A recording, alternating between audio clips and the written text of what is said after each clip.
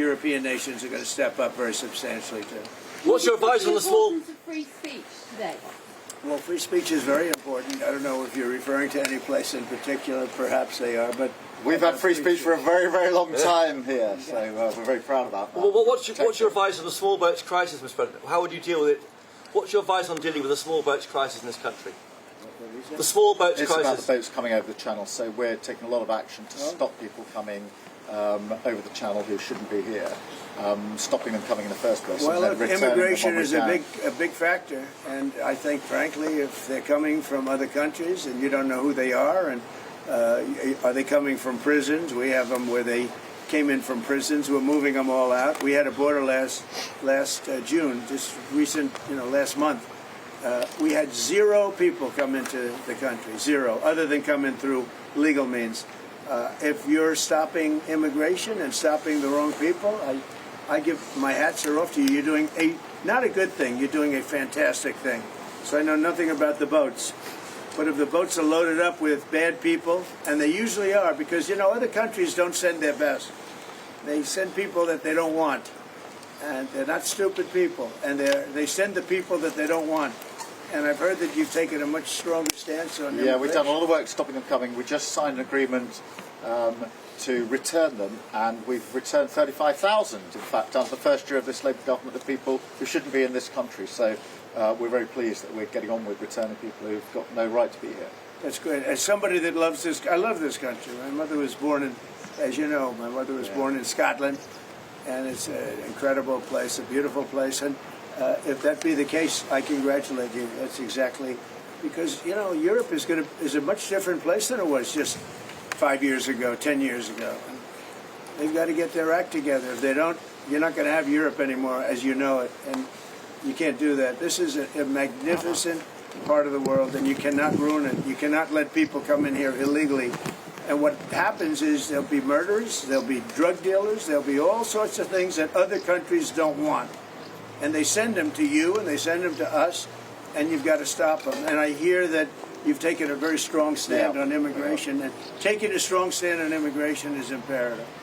Mr. President, Prime Minister Netanyahu said there's no starvation in Gaza. Do you agree with that assessment? I don't know. I mean, based on television, I would say not particularly, because those children look very hungry. But we're giving a lot of money and a lot of food, and other nations are now stepping up. I know that this nation is, right It's here. a humanitarian crisis. Right. It's an absolute catastrophe.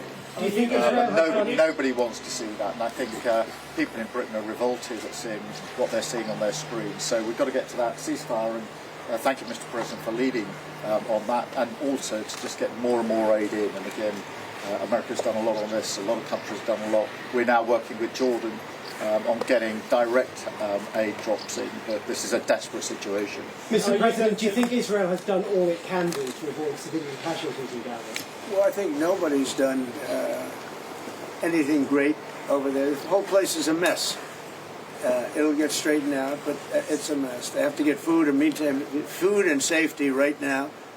And ultimately, look, Hamas did a horrible thing, and they paid a big price, but Hamas did a horrible thing. But I always said, when you get down to the last 20 or 10, they're down to 20. We got a lot of hostages out, and you helped us, by the way. Yeah, but we got a lot of hostages out over the last 6 months that I've been in. I've been in office for 6 months now. And these hostages have been, many of them have come to the Oval Office and they've thanked me so profusely. I said, you don't have to thank me. I did what I have to do. But I always said, when you get down to the final 20, they won't release them, because that's like their shield. Very unfair. And so something's going to have to be done. And they were really unwilling to talk. But I've said that. You'll get down to the final 10 or 20. It turns out to be 20. I thought that would be the number. I said, they're not going to be dealing with us. And, many of the hostages are now dead. You know that. And parents come up to me. A woman came up to me 2 weeks ago. She just wants her son back. And I said, how's he doing? My son's dead, sir, but he's with them, and we want the body. She wanted the body of this young boy, of her young, beautiful son, just as much as if he were alive. It was just as important. There was no difference. And it's a tragic situation, frankly. But we got a lot out, and now possibly the fight will have to be a little bit different, but they have totally changed now. They don't want to give hostages. Very unfair. You have 20 living people, in this case living. You have many dead people, too, that they want to get a long time as well. Yeah, they have 20 living people, and I told Israel, I told Bibi that you're going to have to now maybe do it a different way. Do you think a ceasefire is even possible, Mr. President? Yeah, a ceasefire is possible, but you have to get it. You have to end it. You're talking about with Israel. You're talking about there, because we have many ceasefires going on. The whole world is. If I weren't around, you'd have right now 6 major wars going on. India would be fighting with Pakistan. You see what we just did yesterday with 2 nations that we're trading with. And during the trade, I said, I'm not going to do any trade deal unless you guys settle your differences. And we got it settled in 24 hours. I mean, they just announced it was settled, which was a tremendous thing. But Serbia, Kosovo is another one.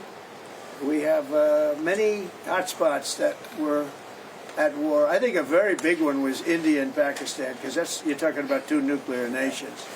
That was a very big one. But now we get help from the UK. The Prime Minister's help. We have cases where we specifically need the help because somebody comes from here that you're aware of, and you know, when you come from a country, you can do things, and I call up the Prime Minister, and all of a sudden, he's able to do things. True also with other presidents and prime ministers, but we've done it. Nobody's ever done what we've done. We have 6 different major if you take a look at Rwanda and the Congo, Republic of the Congo, they've been fighting for 31 years, 8 million people dead. It was going on. Nobody could go to that part of Africa. They were being killed. If to even walk there, you're being killed with machetes. And it was a violent situation. And I was able to, they liked Trump. They wanted to make a trade deal with Trump. They wanted us to take their rare earth. They want to give us their rare earth. And I got to know the leader of the Congo. I got to know both of them indirectly. And I called them. I said, let's end the war. I don't want anything until you end the war. And we ended the war. As you know, the foreign ministers came up 2 weeks ago, and the leaders are going to be coming very shortly to Washington, Rwanda and Congo. I mean, that's another one that we did. So we've done a lot. It's an honor to do it. It's not hard for me to do it. And I use, not in all cases, but I use a combination of knowing them a little bit, or in some cases knowing them a lot. I knew, you know, the leaders of Pakistan and India. I know them very well. And, you know, they're in the midst of a trade deal, and yet they're talking about nuclear weapons. I say, this is crazy. So I said, I'm not doing a trade deal with you guys. And they want the trade deal. They need it. I'm not doing a trade deal with you if you're going to have war. And that's a war that spreads to other countries. You'll get nuclear dust. We'll all get nuclear dust. When they start using nuclear weapons, that stuff blows all over the place and really bad things happen. So maybe we're being a little selfish when we want to save wars too. But we stopped a lot of wars, and it's a great honor to have done it. Thank you all very much. We're going to be talking inside very much about Gaza and the humanitarian aspects of Gaza. Yeah. Mr. President, what about Russia and Ukraine? You're talking about ceasefires. What's the latest? I would have said 5 times we would have had a deal. I've spoken to President Putin a lot. I got along with him very well. But 5 times, and every time 4 times maybe, but we've had discussions. You and I have had discussions. Yeah. We thought we had that settled numerous times. And then President Putin goes out and starts launching rockets into some city like Kiev and kills a lot of people in a nursing home or whatever. You have bodies lying all over the street. And I say, that's not the way to do it. So we'll see what happens with that. I'm very disappointed. I'm disappointed in President Putin. Very disappointed in him. So we're going to have to look, and I'm going to reduce that 50 days that I gave him to a lesser number because I think I already know the answer what's going to happen. Okay? Thank you very much, everybody. We'll see you later.